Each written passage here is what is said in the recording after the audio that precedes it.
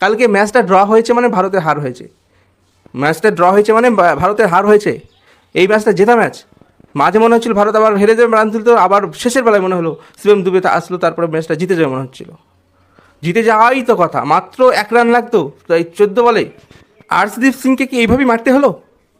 আর্শদীপ সিংকে কি এরকম একদম 6 মারার কৌশলী ব্যাট ধরতে হলো? বলটা একটু চুকিয়েও 1 রান নিয়ে যেত, কালকে বলটা 1 রান টুকিয়েও তো নিয়ে যেত সিরাজের মতো। একদম একটা বলেই একদম 6 মারার চেষ্টা। তো 1 রান তো দরকার মনে হচ্ছে, তো 10-12 রান দরকার আরসিবিকে। 1 রানটা নিলেই তো হয়ে যেত যায় তাই করে, কিন্তু সে মারবেই, 6 মেরে ম্যাচ জেতাবে। ম্যাচ কালকে ফার্স্ট ওডিআই হয়েছে, এটা এটা তাই মানে ভারতের হার, শ্রীলঙ্কার খুব জিত। মানে 3টে টি20 হারার পর শ্রীলঙ্কা একটা জয়ের মুখ দেখতে চাইছিল।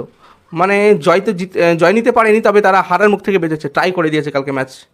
মানে 1 রানের জন্য মাত্র 14 বল বাকি ছিল, এইটা ভারতের সম্পূর্ণই হার। আমি টাই আপ ওদের হয়েছে, কিন্তু ভারতের জন্য হার হয়েছে।